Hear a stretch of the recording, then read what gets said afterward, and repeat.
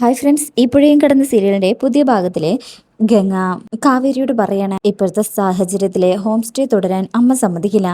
എന്തായാലും എൻ്റെ ജോലി സ്ഥിര വരുമാനമല്ലല്ലോ. 20,000 രൂപയും കിട്ടണമെങ്കിലും അതാണ് ഇപ്പം നമ്മുടെ ഏറ്റവും വലിയ മാർഗം. അതുകൊണ്ട് നീ ഈ ജോലി കളയരുത്. ചേച്ചി, എനിക്കൊരു കാര്യം പറയാനുണ്ട് എന്ന് കാവേരി പറയുമ്പോൾ, അയ്യോ ചമ്മന്തി എടുക്കാൻ മറന്നു എന്ന് പറഞ്ഞ് ഗംഗ അകത്തേക്ക് പോവാം. ഈ സമയം കാവേരി ജോലി പോയതിനെ കുറിച്ചും രാജേശ്വരി പറഞ്ഞ ചീത്തയെക്കുറിച്ചൊക്കെ ഇങ്ങനെ ആലോചിച്ച് സങ്കടത്തോടെ ഇരിക്കുക കേട്ടോ. അങ്ങനെ അത് ആലോചിച്ചിരിക്കുമ്പോൾ ശാരദ അങ്ങോട്ട് വരും. മഹാറാണി ഇവിടെ ഇരിപ്പുണ്ടോ? എങ്ങോട്ടാണോ രാവിലെ? ഹോം സ്റ്റേയിലേക്ക് ആളെ തപ്പി ഇറങ്ങിയതാണോ? ഉള്ള മനസ്സമാധാനം കളയാൻ. ഡി, ഇത്തിരി സമാധാനം തരുമോ? ഉള്ള പൈസ കൊണ്ട് സമാധാനത്തോടെ ജീവിക്കാന്ന് വെച്ചാൽ അതിന് സമ്മതിക്കില്ല. അപ്പൊ രാജേശ്വരിനേക്കാളും വലിയ പണക്കാരിയാവണം. ദൈവഭാഗ്യമുള്ളതുകൊണ്ട് മാത്രമാണ് എന്റെ കുഞ്ഞിനെ ജീവനോടെ കിട്ടിയത്. വെച്ച് കാശ് ഉണ്ടാക്കാൻ പല മാർഗങ്ങളും ഉണ്ട്. നാണവും മാനവും വിറ്റ് ജീവിക്കേണ്ടി വന്നിട്ടില്ല. ദയവേത് അമ്മയെ വലിയ പണക്കാരിയാക്കണ്ട. അമ്മയ്ക്ക് വലുത് എന്റെ മക്കള് തന്നെയാണ്. ജീവിച്ചു പൊക്കോട്ടെ, ഉപദ്രവിക്കരുത്. അപ്പോഴേക്കും കാവേരി അവിടെ നിന്ന് എഴുന്നേൽക്കുമ്പോ, ഹോ പറഞ്ഞത് ഇഷ്ടപ്പെട്ടില്ല അവക്ക്.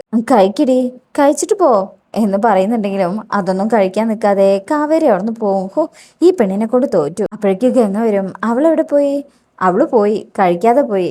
ഷേ, എന്താ അമ്മേ? കാവേരി എന്ന് വിളിച്ചിട്ട് കാവേരിയുടെ അടുത്തേക്ക് പോകുമ്പോഴേക്കും കാവേരി അവിടെ നിന്ന് പോകും. ഗംഗ ഇങ്ങനെ പിന്നാലെ ചെല്ലുന്നുണ്ടായിരുന്നു, എങ്കിലും നിൽക്കാതെ പോയിട്ടുണ്ട് കേട്ടോ. ഇവളുടെ ഒരു കാര്യം എന്ന് പറഞ്ഞിട്ട് ഗംഗ അകത്തേക്ക് പോകും. അമ്മയ്ക്കും അവള് പോയോടി?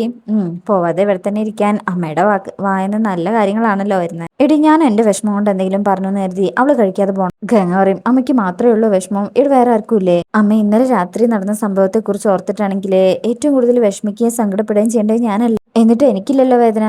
അപ്പൊ ശാരദ പറയും, ഡി, ഒരമ്മയുടെ വേദന നിനക്കൊന്നും പറഞ്ഞാൽ മനസ്സിലാവില്ല. അതന്നെയാ പറഞ്ഞത്. ഇവിടെ ആരെങ്കിലും എന്തെങ്കിലും ചെയ്തോ മനഃപൂർവ്വം വേദനിപ്പിക്കാൻ? എല്ലാവരുടെയും നല്ലതിന് വേണ്ടിയല്ലേ ഹോം സ്റ്റേ തുടങ്ങിയത്. ഈ വീട്ടു ചിലവിന് പുറമെ നിളയുടെയും യമുനയുടെയും പഠിപ്പ് നടത്തണ്ടേ? അതിനു വേണ്ടിയല്ലേ ഹോം സ്റ്റേ തുടങ്ങിയത്. ഞാൻ തയ്ച്ചിട്ട് എത്ര ഉണ്ടാക്കുന്ന ഈ വീടിന് വേണ്ടി ഏറ്റവും കൂടുതൽ കഷ്ടപ്പെടുന്നത് അവളെല്ലാം. രാവിലെ ഇറങ്ങിപ്പോയാലേ ജോലി കഴിഞ്ഞെത്താൻ രാത്രിയാവും. എന്നിട്ട് അതിന് കിട്ടുന്നത് വെറും 20,000 രൂപയാണ്. അവളുടെ അധ്വാനത്തിനോ പഠിപ്പിനോ ഒത്തോ പൈസയാണോ അത്? എന്നിട്ടും അവൾ എന്തിനാ റിസപ്ഷനിസ്റ്റിന്റെ ജോലി ചെയ്ത് നരകിക്കുന്നത്? ശാരദാമ്മ പറയും, നിർത്തടി, എനിക്കിത് അറിയാഞ്ഞിട്ടാണോ? നമുക്ക് കൂടി വേണ്ടിയല്ലേ കാവേരി ചെയ്യുന്നത്. ഹോം സ്റ്റേന്ന് കിട്ടുന്ന നല്ല കാര്യങ്ങൾ നമുക്ക് വേണ്ടി അവള് ചെയ്തില്ലേ. എന്തേലും കുഴപ്പമുണ്ടാവുമ്പോ ഒരാൾ എന്തിനാ ഇങ്ങനെ കുറ്റപ്പെടുത്തുന്നേ? എനിക്ക് വിഷമാവും മോളെ. ഞാൻ പറഞ്ഞത് അധികമായിപ്പോയല്ലേ? അപ്പോൾ ഗംഗ പറയും, സംശയം എന്താ? ഭക്ഷണത്തിന്റെ മുന്നെന്നാ അമ്മ അവളെ എഴുന്നേൽപ്പിച്ച് വിട്ടത്. ഉച്ചയ്ക്കും അവൾ കഴിക്കും തോന്നുന്നില്ല. അമ്മ പറയും, എങ്കിലൊരു കാര്യം ചെയ്യാം, ഇന്ന് ഉച്ചയ്ക്കുള്ള ഭക്ഷണം ഞാൻ കൊണ്ടുപോയി കൊടുക്കാം. ജോലി ഇട്ടതിന് ശേഷം ആ രാജേശ്വരിയെ കണ്ടൊരു നല്ല വാക്ക് പറഞ്ഞതും ഇല്ലല്ലോ. അപ്പോൾ ഗംഗ ആന്ന് സമ്മതിക്കാട്ടോ. പിന്നീട് കാണിക്കുന്നത് സങ്കീർത്തനത്തിലാണ്. അവിടെ വിനീത് ഫോൺ എടുത്ത് നിവിനെ വിളിക്കണേ. നിവിനാണെങ്കിൽ നല്ല ഉറക്കത്തിലാവും. എന്താ ബ്രോ നേരം വെളുക്കുമ്പോഴേക്കും? അപ്പോൾ വിനീത് പറയും, അളിയാ നേരം വെളുത്ത് 9 കഴിഞ്ഞു. 9 ആയാലും 10 ആയാലും വേറെ പണിയൊന്നുമില്ലല്ലോ. അപ്പോൾ വിനീത് പറയും, അളിയാ ഒരു കാര്യം പറയാനുണ്ട്, ചിലപ്പോൾ നിന്റെ സഹായം വേണ്ടി വരും. അപ്പം നിവിൻ പറയും, ഓക്കെ, എന്തായാലും ഞാൻ ഉറക്കത്തിൻ്റെ സെക്കൻഡ് ഹാഫ് കഴിഞ്ഞിട്ട് വിളിക്കാം, ഞാൻ കടയിലേക്ക് വരാം എന്ന് പറഞ്ഞ് വെക്കാൻ തുടങ്ങുമ്പോഴേക്കും വിനീത് പറയും, വെക്കല്ലേ, ഇന്നലെ രാത്രി ഇവിടെ ഒരു സംഭവം ഉണ്ടായി. അവിടെയോ? വിനീത് പറയും, ഇവിടെയല്ല, അരവിന്ദ് മാമൻ്റെ വീട്ടില് എന്ന് പറഞ്ഞ് സംഭവിച്ച കാര്യങ്ങളെല്ലാം നിവിനെടുത്ത് പറയട്ടോ. ഇതെല്ലാം ഈ സമയം ബാക്കിൽ നിൽക്കുന്ന സുജാത കേൾക്കുന്നുണ്ട്. അത് വിനീത് അറിഞ്ഞിട്ടുണ്ടായിരുന്നില്ല. അങ്ങനെ ഉണ്ടായ ഓരോന്നും പറയുന്ന കേൾക്കുമ്പോൾ നിവിൻ ആകെ ഞെട്ടിപ്പോവും. സുജാത അറിയും, ഹോ അപ്പൊ അവള് സമ്മാനിച്ചതാ എൻ്റെ മകന്റെ നെറ്റിലെ മുറിവല്ലേ, കാണിച്ചു തരാം ഞാൻ എന്ന് പറഞ്ഞ സുജാത അവിടുന്ന് പോകും. വിനീത് പറയുന്നതെല്ലാം കേട്ടിട്ട് നിവിൻ ചോദിക്കും, കാവേരി ഇപ്പോഴും സേഫ് ആണല്ലോ അല്ലേ? പിന്നീട് അവരുടെ ഭാഗത്തുനിന്ന് ഡിസ്റ്റർബൻസ് ഒന്നും ഉണ്ടായിട്ടില്ലല്ലോ? വിനീത് പറയും, പിന്നെ ഞാൻ അങ്ങോട്ട് പോയിട്ടില്ല. നിവിൻ പറയും, ഇതങ്ങനെ വിടാൻ പാടില്ലടാ. ഇനി എന്ത് ചെയ്യണമെന്ന് അറിയാൻ വേണ്ടിയാ ഞാൻ അളിയനെ വിളിച്ചത്. നിവിന് പറയും, പോലീസ് കംപ്ലൈന്റ് കൊടുക്കണം, എല്ലാ പഴുതും അടിച്ച് അവരെ പൂട്ടണം. അവരുടെ ID കാർഡിന്റെ കോപ്പി എല്ലാം നിന്റെ കയ്യിലില്ലേ? അപ്പൊ വിനീത് പറയും, ആ അതെല്ലാം കാവേരി വാങ്ങിച്ചു വെച്ചിട്ടുണ്ട്. ഈ സമയത്തായിരിക്കും നിവിന്റെ റൂമിലേക്ക് ആസിഫ് ഇത് കേട്ടുകൊണ്ട് വരുന്നത്. എനിക്ക് നീ അതൊക്കെ എടുത്ത് എൻ്റെ ഓഫീസിലേക്ക് വാ. ലീഡിങ് അഡ്വക്കേറ്റ് മുഹമ്മദ് യാസിറിന്റെ മകൻ എൻ്റെ ക്ലാസ്മേറ്റ് ആയിരുന്നു, നമുക്ക് അദ്ദേഹം വഴി മൂവ് ചെയ്യാം. അപ്പൊ വിനീത് പറയും, ശരി. കോള് കട്ട് ചെയ്ത് കഴിഞ്ഞാലേ നവീൻ അവിടെ നിന്ന് എഴുന്നേറ്റ് പോകാൻ തുടങ്ങണേ. ആസിഫ് വയ്ക്കും, നീ അങ്ങോട്ടാ? ഇന്നലെ രാത്രി കാവേരിയുടെ വീട്ടിലൊരു അക്രമം ഉണ്ടായി. റൂം എടുക്കാൻ വന്ന മദ്യപാനികൾ കാവേരിയുടെ ചേച്ചി ഗംഗയെ പിടിച്ചോണ്ട് പോയി ഉപദ്രവിക്കാൻ ശ്രമിച്ചു. ഒറ്റെണ്ണത്തിനും വെറുതെ വിടാൻ പോകുന്നില്ല. ആസിം ചോദിക്കും, പറയും, അത് വിട്ടേക്ക് നവീനെ.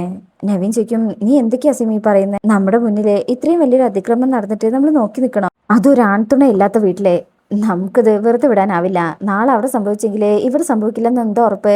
അവരുടെ പിന്നിലുള്ളത് ഏത് കൊമ്പത്തുള്ളവനാണെങ്കിലും അവർ എല്ലാ എണ്ണത്തിനെയും നമ്മൾ പൂട്ടിയിരിക്കും എന്ന് പറഞ്ഞ് നവീൻ പോകാൻ തുടങ്ങുമ്പോൾ അസിം അവരെ തടഞ്ഞു നിർത്തണേ. അക്രമികളുടെ ഗ്യാങ് ലീഡറുടെ പേര് ബിനീഷ് എന്നാണ്.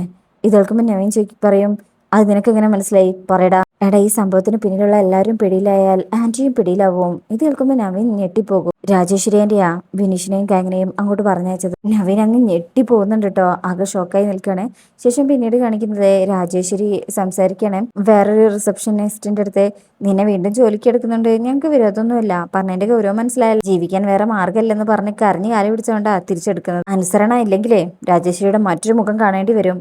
ഈ സമയം യഥാർത്ഥ മുഖം എന്താണെന്ന് കാണിച്ചു കൊടുക്കാമേ എന്ന് പറഞ്ഞ് നിവിൻ അങ്ങോട്ട് വരികയാണ്. അനുസരണ ഇല്ലാത്ത പെണ്ണുങ്ങളുടെ വീട്ടിലേക്ക് പറഞ്ഞയക്കാൻ ഇവിടെ കൊട്ടേഷൻ ടീമുണ്ട്. ആണുങ്ങളില്ലാത്ത അവസരം നോക്കി അവർ വീട്ടിൽ കയറി മെയ്യും, പെണ്ണുങ്ങളെ കയറി പിടിക്കുകയും മാനഭംഗപ്പെടുത്തുകയും ചെയ്യും. രാജേശ്വരി എഴുന്നേറ്റിട്ട് പറയും, നിവിൻ സ്റ്റോപ്പ് ദിസ് നോൺസെൻസ്. എന്ത് വൃത്തികേടാ നീ പറയുന്നത്? നിവി പറയും, എന്നെ കൊണ്ട് പറയിപ്പിച്ചത് അമ്മയാണ്, അമ്മ ചെയ്തത് തന്നെ ഞാൻ പറഞ്ഞത്. അപ്പൊ രാജേശ്വരി വന്ന പെൺകുട്ടീൻ്റെ അടുത്ത് പറയും, സിന്ധു നീ പുറത്തു പോ. ആ പെൺകുട്ടി അവിടെ നിന്ന് പോവാ. നിവിൻ എന്നിട്ട് വയ്ക്കും, ബിനീഷിനെയും ഗാങ്ങിനെയും അമ്മയല്ലേ അങ്ങോട്ട് പറഞ്ഞയച്ചത്, ഞാനല്ലെന്ന് പറയുമ്പോ ആ പേര് പോലും എനിക്കറിയില്ല എന്നുള്ള മട്ടിലാണ് രാജേശ്വരി നിൽക്കുന്നത്. ഇന്നലെ ഇങ്ങോട്ട് വന്ന ബിനീഷിനെ അമ്മയ്ക്ക് അറിയില്ലേ? അപ്പോ രാജേശ്വരി ഇന്നലത്തെ സംഭവം അങ്ങനെ ആലോചിക്കുക കേട്ടോ. അതായത് ബിനീഷിനെയും ഗാങ്ങിനെയും അങ്ങോട്ട് മഹാനദിയിലേക്ക് പറഞ്ഞയച്ച ആ കാര്യം. എന്നിട്ട് അറിയും, ഓ അവരോ, അതിനിപ്പോ ഞാനെന്ത് വേണം? ഞാനല്ലല്ലോ അവരെ അങ്ങോട്ട് പറഞ്ഞയച്ചത്. അപ്പൊ നവീൻ പറയും, പിന്നെ ഇത്രയും കൂടുതൽ 28ഓളം ഹോം സ്റ്റേ ഉണ്ടായിട്ടും അമ്മ അവരെ അങ്ങോട്ട് തന്നെ പറഞ്ഞയച്ചത് എന്തിനാ? അപ്പൊ രാജേശ്വരി പറയും, ഇവിടെ 28ഓളം ഹോം സ്റ്റേ ഉണ്ടായിട്ടും ആ കാവേരി ഇവിടെ തന്നെ റിസപ്ഷനിസ്റ്റ് ആയിട്ട് ജോലിക്ക് വന്നത് എങ്ങനെയാ? എന്തെങ്കിലും പ്രത്യേക ഉദ്ദേശം വെച്ചായിരിക്കും അല്ലേ? അല്ലെങ്കിൽ അവൾക്ക് പിന്നിൽ മറ്റെന്തെങ്കിലും ഉദ്ദേശം ഉണ്ടാവും അല്ലേ? അപ്പോ നിവിൻ പറയും, ജോലി ചെയ്ത് ശമ്പളം വാങ്ങി കുടുംബം നോക്കാനാ കാവേരി ഇങ്ങോട്ട് വന്നത്, അല്ലാതെ പ്രത്യേക ഉദ്ദേശമൊന്നും അവൾക്ക് ഉണ്ടായിട്ടില്ല. അപ്പോ രാജേശ്വരി പറയും, അതേ ഞാൻ ഉദ്ദേശിച്ചുള്ളൂ, അവള് ജീവിച്ചു പോയിക്കോട്ടേന്ന്. നിവിൻ പറയും, അമ്മ എന്താ ആളെ കളിയാക്കണോ? രാജേശ്വരി പറയണേ, ഞാൻ എന്തിനാ ആളെ കളിയാക്കണം? ഇറ്റ്സ് സോ സിമ്പിൾ, ഞാൻ അവളെ ജോലിന്ന് പറഞ്ഞയച്ചു. ഈ റിസോർട്ടിൽ അവളെ വേണ്ടാന്നല്ലാതെ അതിന് മറ്റർത്ഥങ്ങളൊന്നും ഇല്ല. അവള് ജീവിച്ചു പോകുന്നതിനോട് വിയോജിപ്പുമില്ല. അതുകൊണ്ടാ ഇവിടെ റൂം ഒഴിവില്ലെന്ന് കണ്ടപ്പോ ആ വരുമാനം അവൾക്ക് കിട്ടിക്കോട്ടെ എന്ന് കരുതി കസ്റ്റമേഴ്സിനെ അങ്ങോട്ട് പറഞ്ഞയച്ചത്. അപ്പോ നിവിൻ പറയും, ഇവിടെ റൂം ഒഴിവില്ലെന്നോ? അതെ, ഇവിടെ റൂം ഒഴിവില്ലായിരുന്നോ?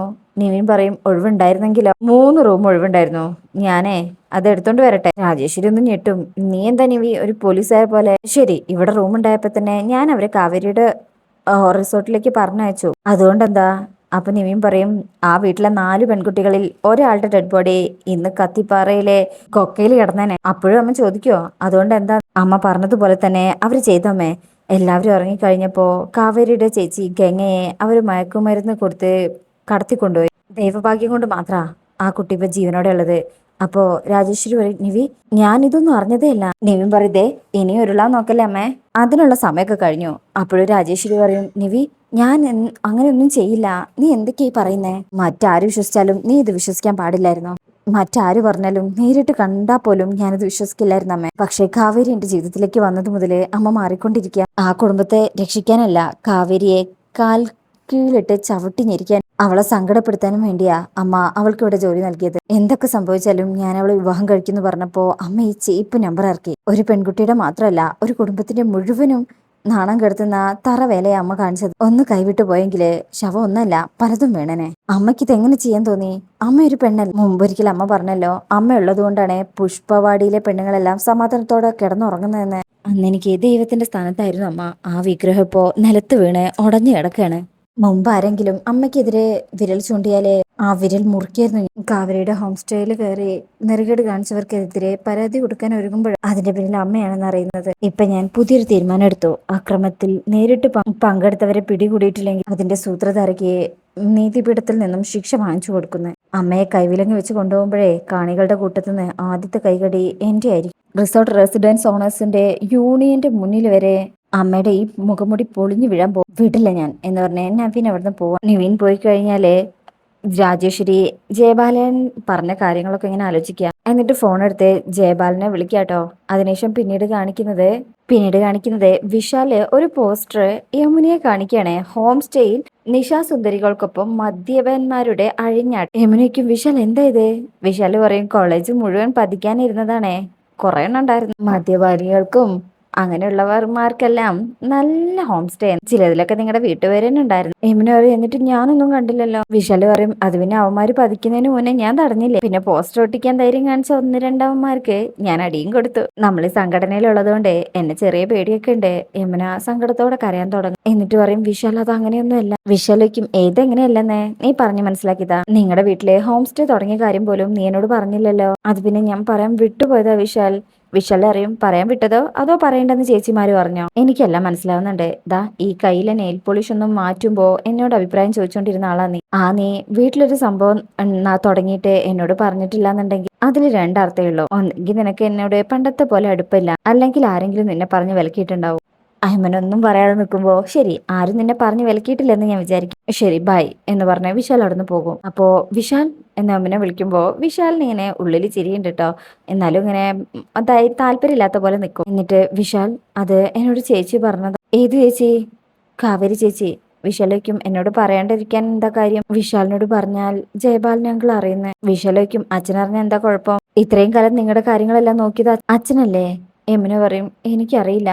കാവേരി ചേച്ചിയും ഗംഗ ചേച്ചിയൊക്കെ ജയപാലങ്കളിനെ കുറിച്ച് പറയുന്നത് നിന്നോട് ഞാൻ പറഞ്ഞിട്ടുള്ളതല്ലേ? വിശാൽ പറയും, അച്ഛനെ അവഗണിച്ചതിന്റെ ശിക്ഷയാ കിട്ടിയത്. ഇതൊരു അവാർഡായി കരുതി വീട്ടിൽ കൊണ്ടുപോയിച്ചോ.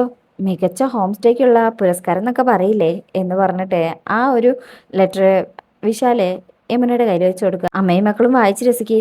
യമുന പറയും, വിശാൽ അതിന് ഞങ്ങൾ എന്ത് ചെയ്തുന്നാ? നിന്റെ ഈ പൂങ്കണ്ണീരല്ല, നിന്റെ വീട്ടുകാരുടെ മൊത്തം അലമുറയിട്ട കരച്ചിലാ ഇനി കാണാൻ പോകുന്നത്. അച്ഛനെ അവഗണിച്ചതിന്റെ ശിക്ഷ എന്ന് കരുതി നിങ്ങൾ സഹിച്ചേക്ക്. പണി വരുന്നുണ്ട് ഓരോന്നായിട്ട് എന്ന് പറഞ്ഞ് വിശാല് നിൽക്കുമ്പോഴും യമുന ഇങ്ങനെ സങ്കടത്തോടെ അവിടെ ഇങ്ങനെ കരഞ്ഞുകൊണ്ട് നിൽക്കാട്ടോ. അതിനുശേഷം പിന്നീട് കാണിക്കുന്നത് റിസോർട്ടിലാണ്. അവിടെ രാജേശ്വരി ഇങ്ങനെ ലാപ്ടോപ്പ് നോക്കി ചായ കുടിച്ചോണ്ടിരിക്കുകയാണ്. അപ്പോഴായിരിക്കും ഓട്ടോറിക്ഷയിലെ ഭക്ഷണവുമായിട്ട് ശാരദ അങ്ങോട്ട് വരുന്നത്. രാജേശ്വരി ശാരദ ഇങ്ങനെ ദേഷ്യത്തോടെ നോക്കി നിൽക്കുന്നിടത്താണ് ഈ ഭാഗം കഴിയുന്നത്. പിന്നീടുള്ള പ്രമോല് വീണ്ടും ജയപാലൻ അങ്ങോട്ട് വന്ന പ്രശ്നങ്ങൾ ഉണ്ടാക്കുകയാണ്. ഈ ആട്ടിൻതോലിട്ട ചെന്നായ അങ്ങനെയാണ് വിശേഷിപ്പിക്കുന്നത്. പിന്നെ അവിടേക്കും കാവേരി വന്ന് നല്ലത് പറയുന്നുണ്ട് കേട്ടോ. പിന്നീട് കാണിക്കുന്ന ഭാഗത്തില് ഗംഗയുടെ കല്യാണം നിശ്ചയിക്കുന്നുണ്ട്. അങ്ങനെയുള്ള ചില ഭാഗങ്ങളൊക്കെ ഉണ്ട്. അപ്പോൾ അതിനായിട്ട് വെയിറ്റ് ചെയ്യാം. റിവ്യൂ ഇഷ്ടപ്പെട്ടാൽ ലൈക്ക് ചെയ്യുക, സബ്സ്ക്രൈബ് ചെയ്യുക, സപ്പോർട്ട് ചെയ്യുക. താങ്ക്